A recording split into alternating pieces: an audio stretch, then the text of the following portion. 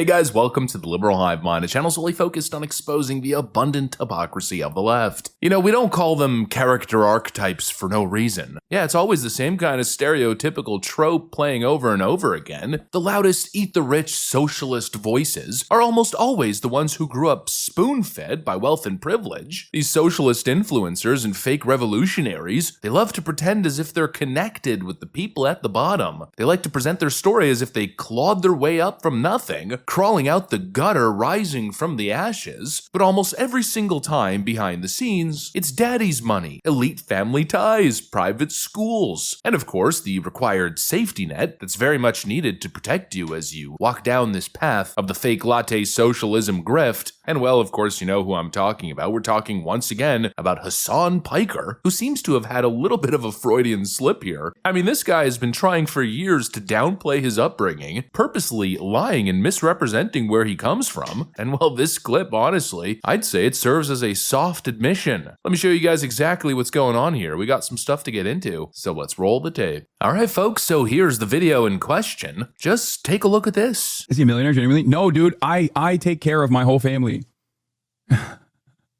Does this chatter not realize he's talking to the son of the guy he's talking about? The article for? Well, I can see why you would want that to not be the case. First of all, what difference does it make for me if he's a billionaire or not? There are plenty of people who are related to incredibly wealthy individuals who have different opinions about the world. I am not in agreement with a lot of the ways that my father sees the world. Who gives a Oh, it's just so funny because we went through years of denial, Hassan telling us that yes, his dad was successful when he was young, but then suddenly he lost everything. And now he is kind of alluding to the fact that his dad might be a billionaire and that actually it doesn't even matter even if he is a billionaire. Now, do I think Hassan's father is an actual billionaire? No, probably not, although it is quite possible. But what I do believe is that Hassan's father is tremendously wealthy and always has been. And you know, Hassan's gone from trying to downplay it or straight up lie about it to now, I guess, being tired of all the lies and deception, and so now he's just saying, well, so what if my dad's a billionaire? Oh, what a funny little saga this has been. I mean, this issue has been plaguing Hassan for quite some time, and he's tried so hard to spin a story here. But I like that you got duped by a AI article. Like, the degree of stupidity that you're demonstrating here is that you got duped by an AI article that has made such an incredible claim that most people would probably read that and go, this is probably fake. But no, you believe it. Not only do you believe the AI article, you're in here, quite literally, you're in here arguing against me, saying that this is the truth. Like, the AI article that you read is the truth. You would hide your father's worth because of your socioeconomic ideals? And did he link the article and get banned? Is that what happened? I'm wealthy. The are you talking about? So much so that I'm fortunate enough to take care of my entire family. Like, dude, yeah, what happened to this argument where it's like these people went from, dude, you're rich but a socialist, to like, now you're rich and your father is rich. He's not. He used to be. It's not something that I've kept a secret. My dad used to be rich for Turkey, right? Not in those lists or anything like that. But by the time I got to college, he was not. Oh, I didn't link it. Your moms are soft as baby. She makes it and must keep your fragile echo chamber alive. Okay, chatter. Anyway, let's continue. How do you lose his wealth? Futures trading. The Piker curse. What do you mean? I didn't grow up rich. My dad lost everything futures trading right before I went to college. Super conveniently, just, right before I entered adult life. We lost everything. I mean, what a great way to maintain the underdog story. The moment Hassan Piker goes on his own to carve his own path, the path that his father and his uncle laid out for him, well, that's where everything fell apart and all the support dried up because his dad was futures trading. Are you freaking kidding me? Who actually believes that? As if his dad, an experienced executive connected to multi-billion-dollar institutions, would just YOLO the entire family's fortune and net worth on a single risky futures trade. As if he's some sort of bored Robin Hood day trader. The guy who works at McDonald's, who makes this one big YOLO trade with his entire net worth throwing the whole frickin' bag, and then posts the fallout on Wall Street bets. Give me a frickin' break. There's no way a man of the financial stature of Hassan Piker Piker's father, would ever dedicate probably more than like 5% of his portfolio, if that, to risky endeavors like futures trading. It's the dumbest thing. It's literally like just obviously a made up story. Oh yeah, my dad lost everything. He just played blackjack one night and bet our entire multi-$100 million